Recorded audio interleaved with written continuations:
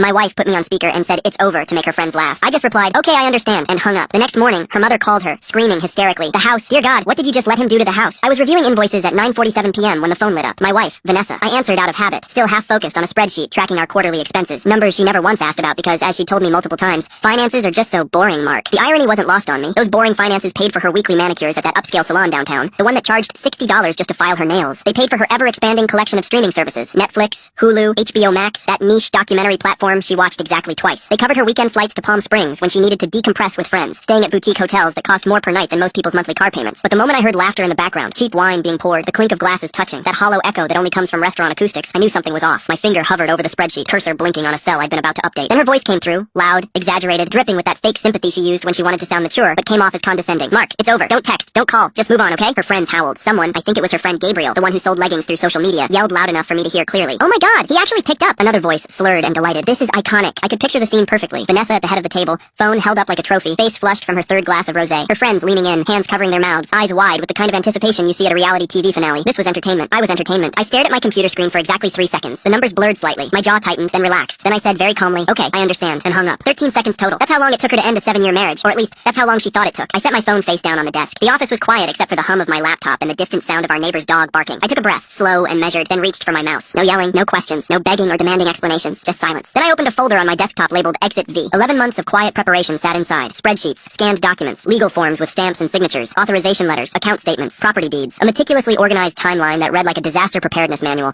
because that's exactly what it was. You see, I learned early in our relationship that Vanessa loved chaos and hated paperwork. The chaos fed her. It gave her stories to tell, drama to post about, reasons to call her mother and sigh heavily about how complicated everything was. But paperwork, documentation, responsibility, those things bored her to tears. So while she collected Instagram followers and filmed self-care haul videos where she unwrapped packages she'd bought with our joint credit, which wasn't actually joint, but I'll get to that, I collected signatures, notarizations, and digital authorizations. Every document had a date, every account had a clause, every asset, the house on Willow Lane with its white columns and professional landscaping, the BMW she drove like it was hers, even her joint business credit card she used for brand collaborations was in my name. Legally, irrevocably, documented in triplicate. Her prank wasn't an insult. It was an opportunity. It was the trigger I'd been waiting for. The unmistakable signal that she'd crossed from careless into cruel, and that I no longer owed her the courtesy of a warning. The thing about Vanessa was that she'd always been performative. Even in the beginning, when we first started dating, there was this theatrical quality to everything she did. Our first date had been at a rooftop bar downtown, and she'd spent half the evening positioning her drink for the perfect photo, adjusting the angle 3, 4, 5 times until the sunset hit the glass just right. I found it charming back then. Endearing even. She was vibrant and alive in a way I wasn't, and I thought maybe her light would balance out my darkness. What I didn't realize was that everything with Vanessa was a transaction. Every moment had to have an audience. Every experience had to be documented and validated by strangers online. When she told me she loved me for the first time, 6 months into our relationship on a beach in Santa Monica, she'd made me wait while she set up her phone on a timer to capture the moment. The I love you wasn't just for me. It was content. I should have seen the warning signs, but I was lonely and she was beautiful, and I convinced myself that her need for validation was harmless. Just a generational thing, I told myself. Everyone her age lives on their phones. But it wasn't harmless. It was corrosive, because when everything is content, nothing is sacred. Our engagement wasn't a private moment between two people. It was a 3-minute Instagram story with romantic music and strategic camera angles. Our wedding wasn't a celebration of commitment. It was a branded event with a custom hashtag and a photographer who cost more than my first car. And our marriage? Our marriage was a 7-year performance where I played the supporting role to her main character, and I was too busy keeping the show running to realize I'd never actually been her partner. I'd been her producer. At 10:05 p.m., I logged into our banking portal and revoked her card access with 3 clicks. Her business card,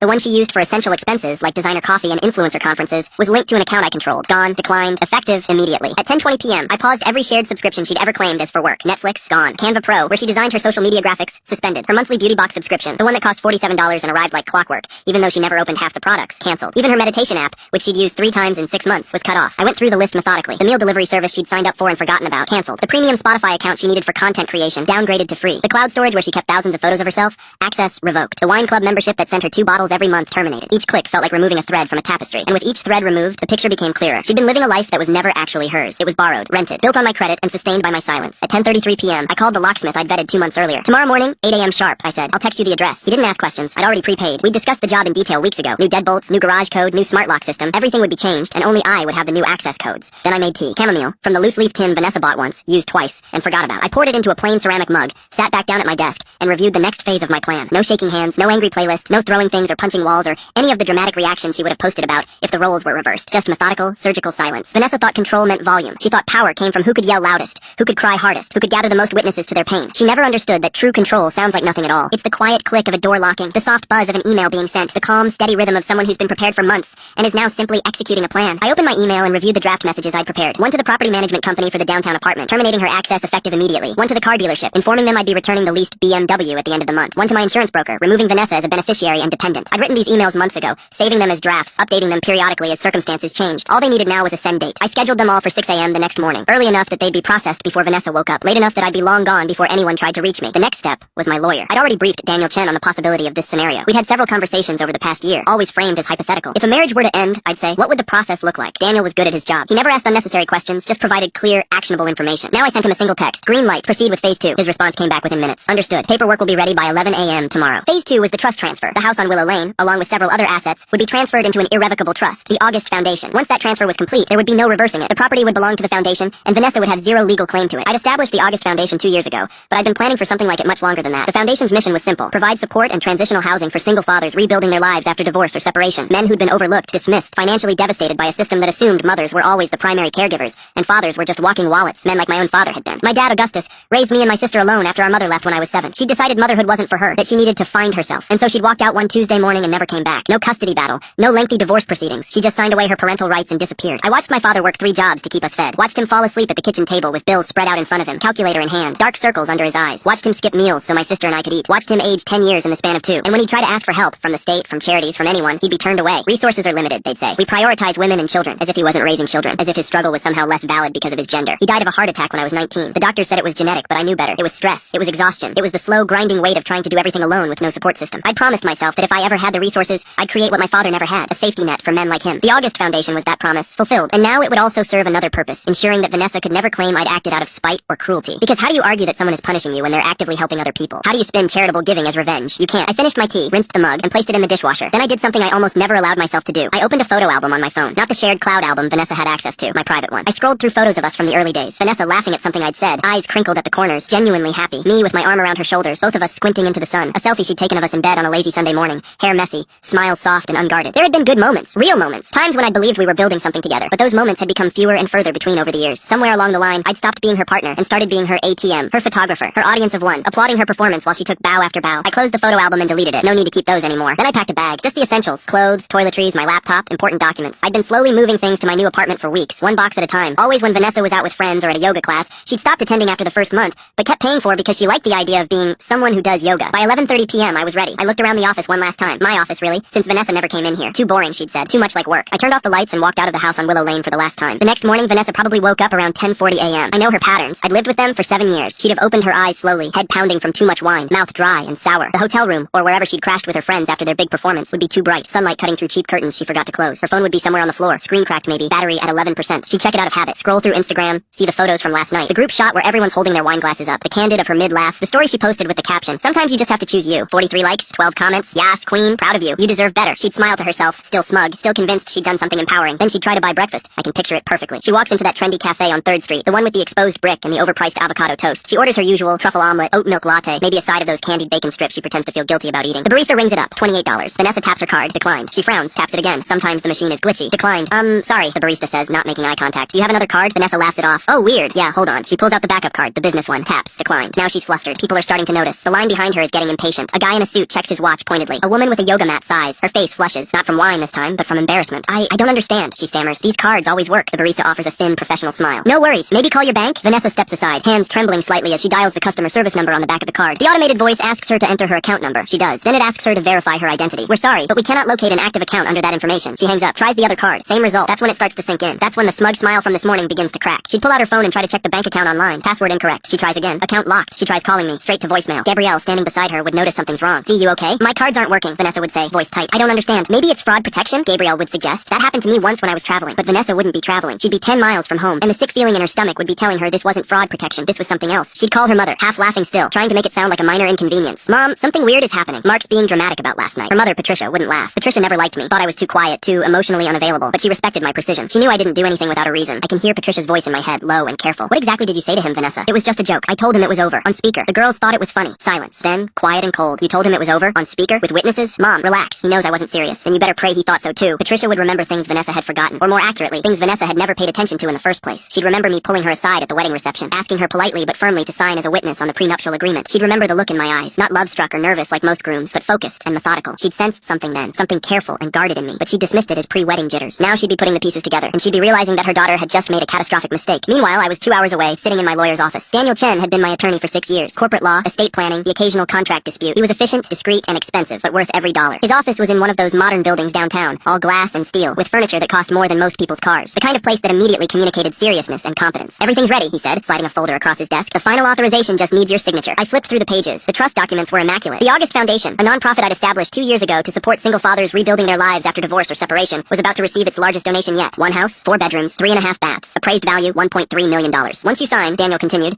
adjusting his glasses, "the transfer is immediate and irrevocable. The property will be titled to the foundation. It'll be used as transitional housing for men in the program. We've already identified 3 candidates who could move in within the month." He showed me photos of the men who'd been selected. Jerome, a 42-year-old high school teacher who'd lost his house in a divorce and was living in his sister's basement while trying to maintain custody of his 2 daughters. Raymond, a 36-year-old veteran who'd returned from deployment to find his ex-wife, had cleaned out their accounts and moved across the country with their son. Tyler, a 29-year-old graphic designer who was sleeping in his car while paying child support that left him with less than $300 a month for everything else. These were good men. Men who'd played by the rules and gotten crushed anyway. Men who deserved a second chance. "You're sure about this?" Daniel asked, not because he doubted me, but because it was his job to ask. "Once this is filed, there's no reversing it. The house is gone. Completely." I picked up the pen, a heavy Monty Blanc that Daniel kept for signing important documents, and I signed. My signature was steady, unhurried. I dated it, initialed each page, slid the folder back across the desk. "I'll file this within the hour," Daniel said. "The transfer should be complete by close of business today. The locksmith is scheduled for 8 a.m., correct?" "Already done," I said. "He finished at 9. Daniel nodded approvingly. "You've thought of everything." "I've had time to think." He leaned back in his chair, studying me with the kind of clinical interest a scientist might show a particularly fascinating specimen. "If you don't mind me asking, and you're welcome to tell me it's none of my business, how long have you been planning this?" I considered the question. "Planning? About 11 months. But preparing? Probably since the day we got married." "That's a long time to live with that kind of uncertainty." "It was the only way to live with certainty," I replied. "Hope for the best, prepare for the worst." Daniel smiled slightly. It wasn't a happy smile, more like recognition. "My divorce cost me $140,000 in 2 years of my life. I wish I'd had your foresight." By 11:15 a.m., the house deed had transferred, legally, irrevocably, permanently, out of my name and into the foundation's. Vanessa's name had never been on it to begin with. Legally, she'd been a guest in my home for 7 years. A guest who'd overstayed her welcome. At 1 p.m., the locksmith texted, "Job complete, new keys ready." By 3 p.m., the realtor I'd hired, not to sell the house, but to document its condition for the foundation's records, had uploaded listing photos to a secure server. Professional shots, staged furniture, everything looked pristine, impersonal, ready for its next chapter. The realtor, Catherine Wu, was a consummate professional who'd worked with nonprofits before. She understood that this wasn't about profit, it was about presentation. The foundation needed quality photos for their website, for grant applications, for the press release I had planned. "Beautiful property," she'd said when she arrived that morning. "Your wife has excellent taste in interior design." "Thank you," I'd replied, not correcting her. Let her think Vanessa had contributed something of value. It didn't matter anymore. I didn't smile, I didn't celebrate. I just closed my laptop, packed a duffel bag with the essentials I'd already moved to my new apartment, and left. The apartment I'd rented was in a different part of the city. A modest 2-bedroom in a quiet neighborhood where nobody knew me and nobody cared about my business. It wasn't flashy, no amenities beyond a basic gym and a laundry room, but it was mine, truly, completely mine. My name on the lease, my furniture, my rules. I'd been furnishing it slowly over the past few months. A couch from IKEA, a bed from Costco, kitchen supplies from Target. Nothing expensive, nothing fancy, just functional, comfortable, sufficient. It was everything the house on Willow Lane wasn't. That house had been a showcase, a stage set designed for Vanessa's performances. This apartment was a home, designed for living. That evening my phone started buzzing. Voicemails, texts, missed calls from numbers I didn't recognize. Vanessa's friends, probably, trying to piece together what was happening. The first text came from Gabriel. "Mark, what's going on?" "V says you locked her out." Then Sophia. "This is really mature, Mark. Real classy." Then Alexis. "She was joking. You know that, right?" I didn't respond to any of them. They weren't owed an explanation. They'd been witnesses to Vanessa's cruelty, laughing along, encouraging it. They'd made their choice about whose side they were on. Now they could live with it. Instead, I forwarded a scheduled press release to a journalist I'd been cultivating for months. Amanda Torres from the City Tribune. She specialized in human interest stories, the kind that made people feel good about their community. I'd met her at a charity event 6 months ago, and we'd stayed in touch. Nothing inappropriate, just professional networking. I'd mentioned my foundation work in passing, gauging her interest. She'd been very interested. Now I sent her an exclusive, the story of the house donation, complete with professional photos, background on the August Foundation, and a carefully worded statement about the importance of supporting single fathers. Her response came within an hour. "This is exactly the kind of story we need right now. Can I run it tomorrow morning?" "Please do," I replied. At 9 a.m. the next morning, the article went live on the Tribune's website and social media. Local entrepreneur donates $1.3 million home to foundation for single fathers in recovery. The piece was glowing. It talked about the August Foundation's mission. It featured quotes from men who'd been through the program. It included statistics about how single fathers are overlooked in social services, and buried in the middle was a single line from me, provided anonymously through my lawyer. "Sometimes the quietest men leave the loudest lessons." Within an hour, the article had been shared 300 times. Within 2 hours, 1,000. Local influencers were reposting it, calling it inspiring and beautiful. A city council member commented that she'd look into additional funding for similar programs. The narrative was set. I was the generous philanthropist, the quiet good guy making a difference. And Vanessa? Well, anyone who'd seen her post from 2 nights ago, the wine glasses, the celebration, the caption about choosing herself, could do the math. I didn't read the comments, didn't need to. The message was out. The documentation was public. The house was gone. Not sold, not leveraged, not hidden in some shell company. Given away to people who needed it. Vanessa couldn't fight charity. She couldn't spin this as me being cruel or vindictive. How do you argue against a man who donated his own home to help struggling fathers? Around 9:27 a.m., Patricia called Vanessa. I know this because Vanessa's neighbor, Mrs. Kowalski, an elderly woman who'd always been kind to me and considerably less warm to Vanessa, later told me that she'd heard screaming that morning. Not Vanessa screaming, Patricia screaming through the phone, loud enough to be audible from the driveway. "The house. Dear God, Vanessa. What did you just let him do to the house?" Vanessa, standing in the driveway of that house, staring at the new lock she couldn't open, probably went pale. "What are you talking about? He gave it away. It's all over the news. He donated the entire property to some foundation." That's not possible. He can't just..." "He can, and he did. Your name was never on the deed, Vanessa. You don't have a claim. You don't have standing. You don't have anything." I imagine Vanessa's knees buckled. I imagine she sat down right there on the front steps, the same steps where she'd filmed a dozen Instagram stories about home life and gratitude. "But I live here," she whispered. "No," Patricia said, voice hard. "You live there." Past tense. Mrs. Kowalski told me that Vanessa sat on those steps for almost 2 hours, staring at her phone, occasionally crying, sometimes laughing in a way that sounded slightly unhinged. At one point, she tried to open the garage door using the remote in her car. It didn't work. I'd had the codes changed along with everything else. Eventually, she got in her car and drove away. Mrs. Kowalski never saw her at the house again. By then I was gone. on. My new place didn't have marble countertops or imported Italian tiles, no walk-in closets, no infinity pool, just a small 2-bedroom apartment with a balcony that overlooked a park. The day after the press release went live, I drove to the animal shelter and adopted a dog, a 3-year-old mixed breed named Chester, who'd been overlooked for months because he wasn't a puppy, wasn't a purebred, wasn't Instagram worthy. He cost me $80, best money I ever spent. We sat on my porch, my plain, unremarkable porch, and I scratched behind his ears while he leaned against my leg, completely content. No drama, no performance, no audience, just peace. Vanessa didn't believe it at first. Even standing in front of the house with new locks glinting in the morning sun, even with her mother's frantic voice still echoing in her ears, some part of her brain refused to accept that this was real. Mark was Mark. Boring. Predictable Mark. The man who color-coded his file folders and set reminders for oil changes. The man who asked if she needed anything from the grocery store and never complained when she spent $200 on a purse. Mark didn't do things like this. Mark didn't have it in him. She tried her key one more time, jamming it into the lock with enough force to scratch the brass. It didn't turn. Of course it didn't turn. The lock was new. The locksmith had probably finished his work hours ago while she was still sleeping off her performance. This is insane, she muttered, pulling out her phone. Her hands were shaking now, not from cold, but from something else. Something that felt uncomfortably like fear. She called me, straight to voicemail. She called again. Same result. She tried texting. Mark, seriously, what is this? Call me back. The message showed as delivered but not read. I'd turned off read receipts months ago. Another small preparation she'd never noticed. Then her phone started buzzing with notifications. Instagram, Twitter, Facebook. People were tagging her. Lots of people. She opened Instagram first. There it was, pinned at the top of her feed. The article from the Tribune, shared by someone she went to college with. Then someone from her yoga class. Then one of the local mom bloggers she followed. The same photo of the house she'd posted 100 times. But now the caption wasn't about her morning routine or her gratitude practice. It was about charitable giving and single fathers and foundations she'd never heard of. And there, in the comments, people were connecting the dots. Wait, isn't this the girl who was posting about choosing herself last night? She broke up with him and he donated the house? Imagine fumbling this badly. Vanessa sat down on the front steps, my front steps, legally speaking, and tried to think. Her head still hurt from the wine. Her mouth tasted like regret and bad decisions. But underneath the hangover, a new realization was crystallizing. She'd miscalculated. She thought the phone call would be like all the other times she'd pushed me. The time she accidentally told her friends I was boring in bed, I'd overheard from the next room and said nothing. The time she used our joint credit card to buy a $3,000 handbag for work, and I'd simply adjusted our budget to accommodate it. The time she'd posted a photo with the caption, "When your partner doesn't understand your dreams," after I questioned whether her third influencer conference of the year was really necessary. Every time I'd absorbed it, adjusted, accommodated, she thought I was weak. She thought my silence meant acceptance. She never understood that I was documenting everything, building a case, waiting for the moment when she'd go too far, when she'd give me the legal and moral justification to do what I'd been preparing to do for nearly a year. That moment had come, and I'd been ready. By 10 a.m., Vanessa's phone was ringing constantly. First, it was Gabrielle. "Babe, I just saw something online. Did Mark donate your house?" Then Sophia, is this real? There's an article about some foundation and it shows your address. Then Alexis. "V, what the hell is happening?" Vanessa didn't answer any of them. Instead, she opened her social media and watched her carefully constructed world begin to collapse in real time. The article had been shared 47 times already. Her neighbors had seen it. Her old co-workers, people from high school she hadn't spoken to in a decade. The comments were brutal. "Imagine getting dunked so hard your ex gives away the whole house. She's been posting about that house for years. I can't believe it was never hers. This is what happens when you treat people like props. Play stupid games, win stupid prizes." Someone had even dug up her post from the night before, the one with the wine glasses, and screenshot it next to the headline about the donation. The juxtaposition was damning. Her celebrating while I was already executing my exit. One comment in particular caught her eye. Notice how he didn't sell it, didn't trade it, gave it away to help people. Meanwhile, she's out here treating their relationship like a joke. Who's laughing now? 237 likes on that comment. Vanessa's carefully curated image was fracturing in real time. She was supposed to be the protagonist of this story, the woman who left because she deserved better, the brave soul choosing herself. Instead, she was becoming the villain, the ungrateful wife who mocked her husband and lost everything. Her follower count started dropping, slowly at first, 5 followers, 10, 20, then faster. She watched the number tick down like a countdown clock. Every lost follower felt like a tiny rejection,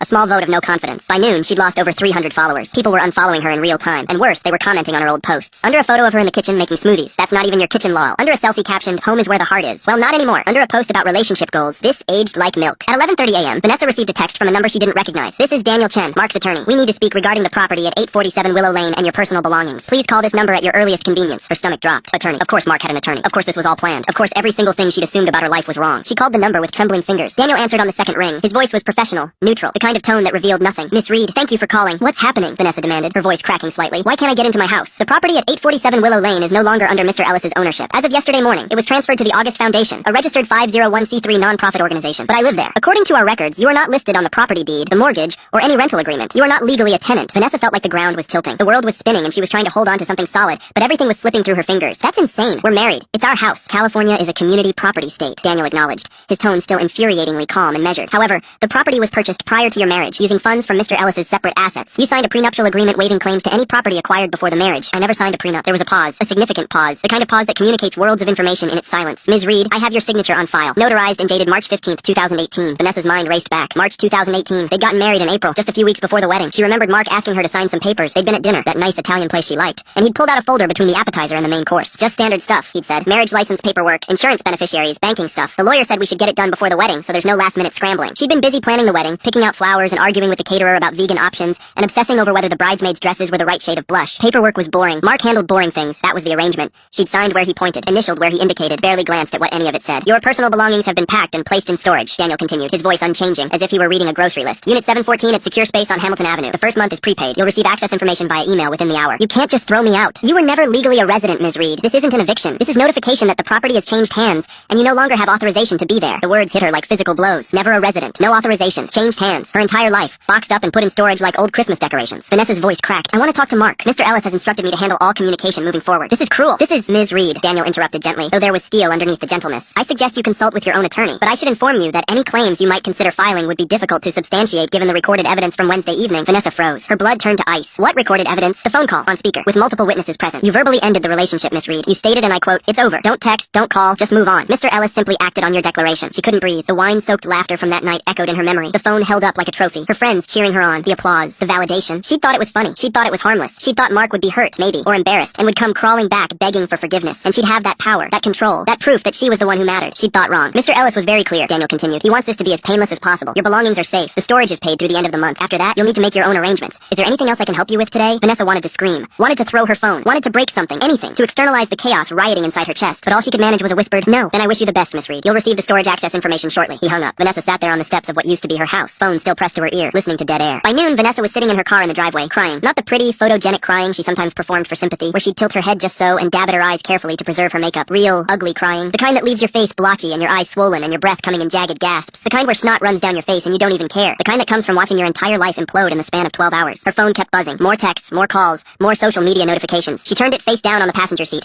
unable to look at it anymore. A car pulled up behind her. For a moment, her heart leapt. Mark, maybe, coming to tell her this was all a misunderstanding, that they could fix this, but no, it was her mother. Patricia got out of her silver Honda looking grim and determined, like a general arriving at a battlefield. She knocked on Vanessa's window. Vanessa unlocked the doors. Patricia slid into the passenger seat and immediately pulled her daughter into a hug. Vanessa collapsed against her, sobbing into her mother's shoulder, the way she hadn't done since she was a child. "I know, baby," Patricia murmured, stroking her hair. "I know. How did this happen?" Vanessa gasped between sobs. "How did I not see this coming?" Patricia pulled back and looked at her daughter with a mixture of sympathy and exasperation. "Because you didn't want to see it. You were too busy performing your life to notice you were living in someone else's. What does that even mean?" "It means," Patricia said carefully, "that you spent 7 years treating Mark like he was part of the set decoration. You never once asked him how he felt, never once considered what he might be thinking. You assumed he'd always be there, always be available, always be yours to use however you wanted. That's not fair, isn't it?" Patricia's voice was sharp now. "When was the last time you asked him about his day, about his work, about anything that didn't directly affect you?" Vanessa opened her mouth to respond, then closed it. She tried to remember, came up empty. "That's what I thought," Patricia said quietly. "Baby, I love you, but you've been selfish, and selfish people eventually find themselves alone. He didn't have to do this," Vanessa said, anger creeping into her voice. "He didn't have to humiliate me. He could have just talked to me. And would you have listened?" Silence. "Come on," Patricia said, starting the car. "You're staying with me tonight. We'll figure the rest out tomorrow." As they drove away, Vanessa looked back at the house one last time. The house she'd thought was hers. The house she'd photographed and posted and used as proof that she'd made it, that she was successful, that she was living her best life. It had never been hers at all. Over the next few days, the full scope of my preparation became clear to Vanessa. Each new discovery was like peeling back another layer of a carefully constructed plan,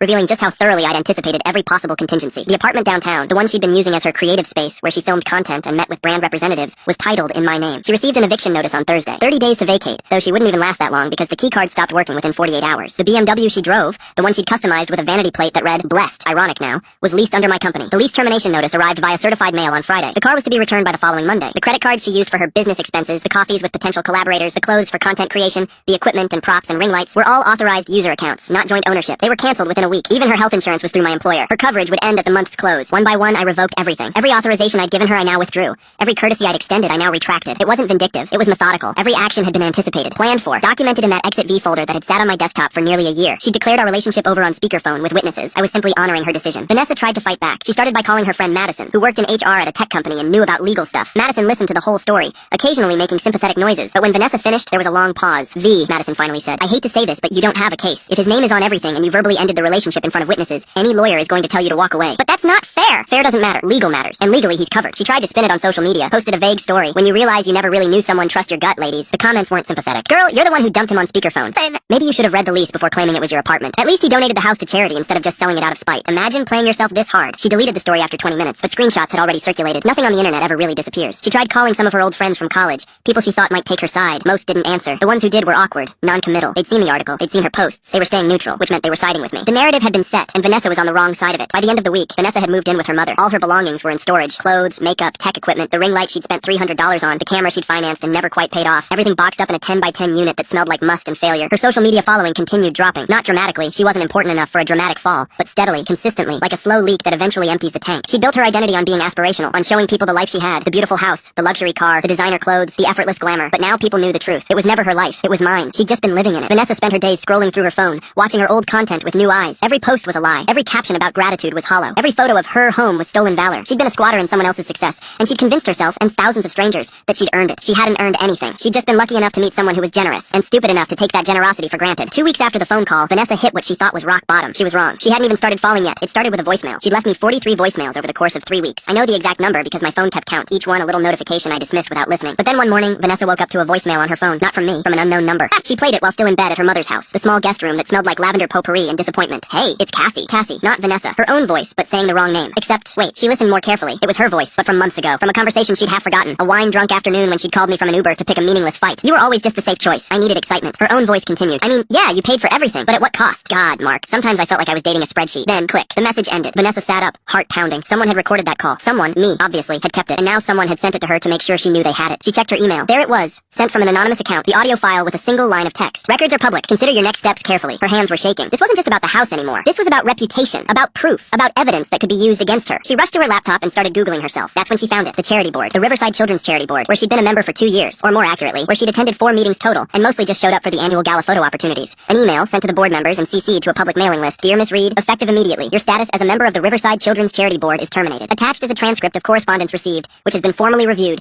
and deemed incompatible with the values of our organization. Attached was a PDF. Inside was a transcript of her voicemail, word for word, highlighted, time-stamped, archived like evidence in a trial. No sign-off, no sympathy, just termination. The charity, one of the last things tethering her to legitimacy, to public good, to the reputation she flaunted in every online bio, had cut her loose, not with a warning, with a bullet. Vanessa tried calling the board chair, straight to voicemail. She tried the vice chair, same. The executive director, nothing. She'd been erased, quietly, efficiently, without ceremony. Then she searched her own name on Twitter. Bad idea. Terrible idea. But she couldn't stop herself. Someone had leaked the audio. Just a clip. 16 seconds. But it was already racking up likes, shares, comments. Another trust fund leech bites the dust. Dating a spreadsheet? LMAO the entitlement. Imagine biting the hand that feeds you, then acting surprised when it stops. And the worst one, he recorded everything. This man is a legend. Vanessa's profile was still public. Her DMs were flooding. Most were hate messages. People calling her entitled, spoiled, ungrateful. Some were from men's rights activists who'd latched onto her story as proof of female manipulation. Some were from random strangers offering unsolicited advice on how to be a better person. She'd spent years curating that image. The aspirational lifestyle blogger. The relatable but successful influencer. The woman who had it all figured out. Gone. Deleted. Replaced with a new image. The cautionary tale. Her modeling agent, who she hadn't heard from in months since the skincare sponsorship fell through, sent her a brief email. Given recent developments, we think it's best if we part ways. Best of luck in your future endeavors. Even her yoga studio, the one she'd gone to twice and never returned to, unfollowed her on Instagram. Every bridge she'd ever stood on was either on fire or had already collapsed. And standing in the middle of the rubble was her, alone, finally understanding what Mark had known all along. The loudest person in the room is rarely the most powerful one. 3 weeks after the phone call, Vanessa stood in front of the house on Willow Lane one more time. She'd worn a ball cap pulled low, sunglasses too big for her face,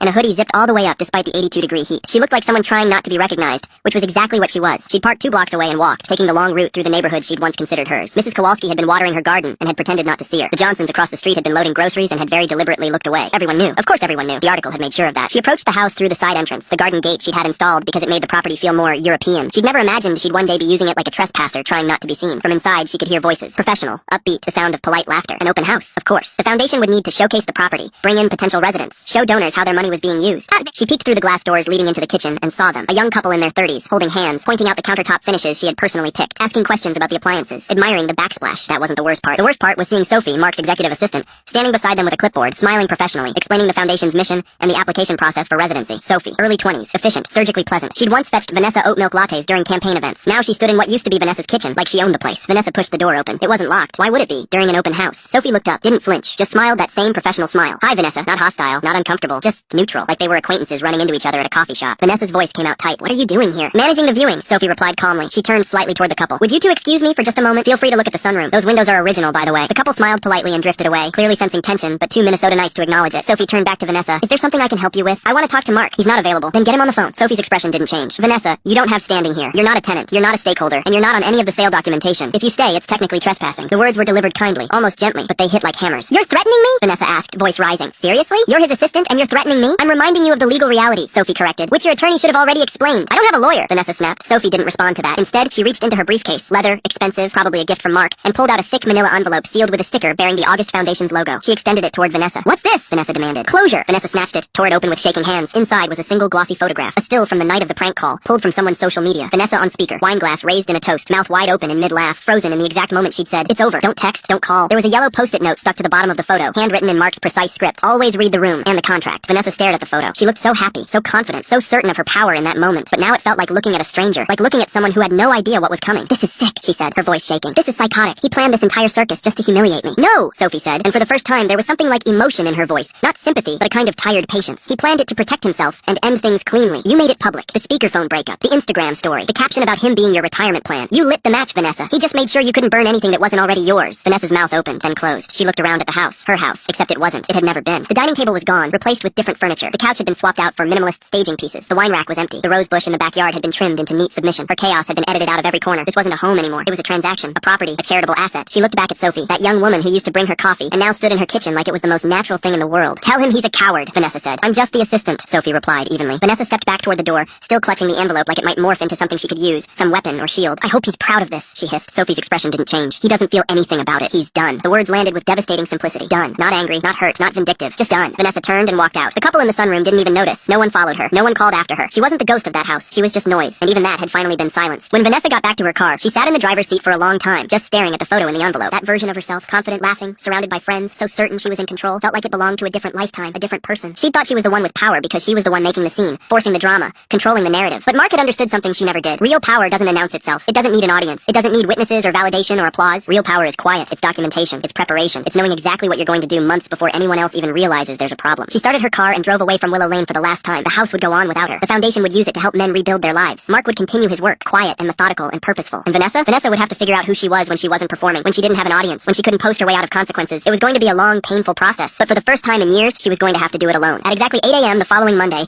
the digital ink dried on the final county recorder's document. The house, 4 bedrooms, 3.5 baths, 1 pool, 2 fireplaces, and 0 remaining emotional attachments, was now legally, irrevocably, permanently owned by the August Foundation for Single Fathers. The title had been signed over, notarized, reviewed, approved, and uploaded, along with a press release timed to hit inboxes at 9:01 a.m. The press release was carefully worded, vetted by 3 different attorneys, designed to tell the story I wanted told while remaining legally bulletproof. The August Foundation is honored to announce the donation of a fully furnished residence in Crestmore, valued at $1.3 million. The donor, who wishes to remain anonymous, stated, "Sometimes the loudest lessons are taught in silence. This home will provide stability for fathers who have been overlooked for too long." It was picked up by every local news outlet within hours. By noon, it had been shared across social media platforms. By evening, it had been featured on 3 different feel-good news segments. The narrative was set. The good guy donates his house to help struggling fathers. A heartwarming story of generosity and community support. Meanwhile, hundreds of miles away on a porch that faced no ocean, no city skyline, no Instagram-worthy view, just a quiet field and a dog I'd adopted, Mark Ellis sat with his morning coffee and watched the sunrise. Chester sat at my feet, ears flicking in rhythm with the wind. My phone buzzed once, a notification confirming the deed transfer had finalized. I didn't open it, didn't check email, didn't call anyone to celebrate or gloat. I simply took another sip of coffee. Good coffee. The kind I actually liked instead of the expensive stuff Vanessa insisted on buying for the aesthetic, and leaned back in my chair. No anger, no regret, no noise, just peace. Vanessa built her world on attention, on chaos, on the constant need for validation from strangers. She needed witnesses for everything, needed applause, needed proof that she mattered. I built my world on silence, on preparation, on understanding that the most powerful moves are the ones nobody sees coming. And when our 2 worlds collided, only one of us survived intact. The lesson isn't complicated. Be careful who you mock. Be careful what you take for granted. And be very, very careful what you say on speakerphone, because sometimes the quietest men leave the loudest lessons, and mine would echo for years.